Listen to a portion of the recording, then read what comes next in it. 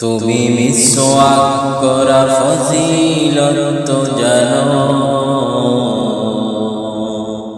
খাবার শেষে মিষ্টি মুখে হাদিসটাও মানো।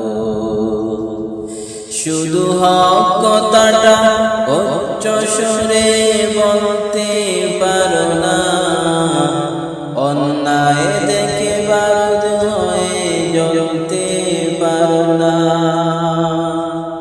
শুধু হক কথাটা উচ্চ স্বরে বলতে পারো না, অন্যায় দেখে বারুদ হয়ে জ্বলতে পারো না।